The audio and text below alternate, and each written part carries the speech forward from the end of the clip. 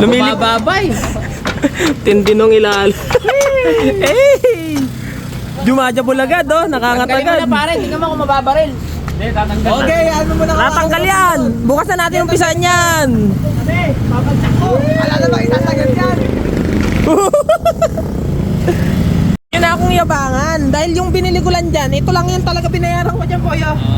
Telephone, par. Yan ay telephone lang, Kung par. may yayamanin, may dudumisin. Eh, talaga naman, boy.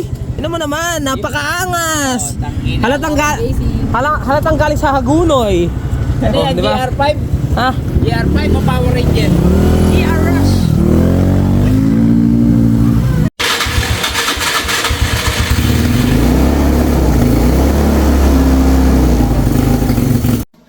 So mga bossing yun na nga, no? So nakakuha tayo ng murang unit galing sa tropa sa Hagunoy.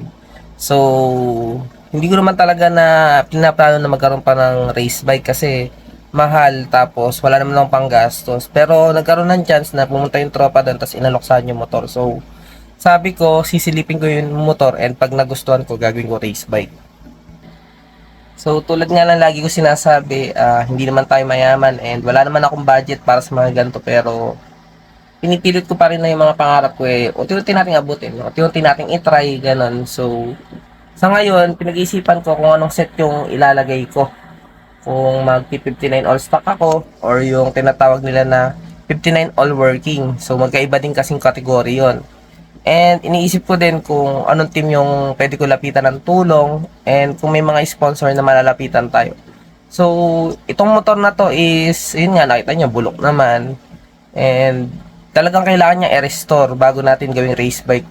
So ang isa sa naging issue nito is nakahinang yung chassis kasi nga galing siya ng Hagunoy na bulok.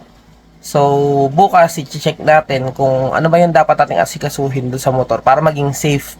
So maganda dito sa motor na to, kompleto to ng papel, and ayun, maayos na, nakuha namin ng maayos yung unit. Ma-under siya, yun nga lang, hindi siya properly tuned. So bukas i-check namin yung panggilid, tapos titingnan namin yung makina. Pero sa silip naman namin, okay naman siya. Pwede siyang gawing race bike.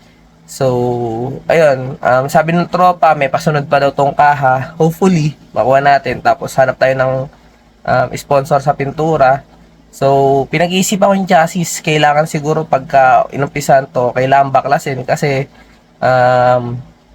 kailangan ma-powder coat. Kasi nga, syempre gagamitin mo race bike. Tapos lalagyan natin strut bar. So, ayan, hopefully may magsuporta sa atin. And sana, ayan, gusto ko ma-experience kasi matagal akong nagpupunta sa karera. Pero alam niyo naman, wala naman akong budget para sa race bike. So, photographer ako pagka nagpupunta akong karera. So, this time, try naman natin na humingi ng tulong sa mga tropa natin karerista. So, magkaroon tayo ng idea paano patutulinin yung motor, kung ano yung mga dapat adjustment, kung paano natin paano tayo makakasabay sa iba. So, try natin. Kasi gusto ko lang enjoy yung buhay natin. So, sa mga susuporta dyan, sa mga sponsors, and welcome po dito sa Race Life Motor Shop. So, ngayon pa lang, maraming salamat po. Let's go!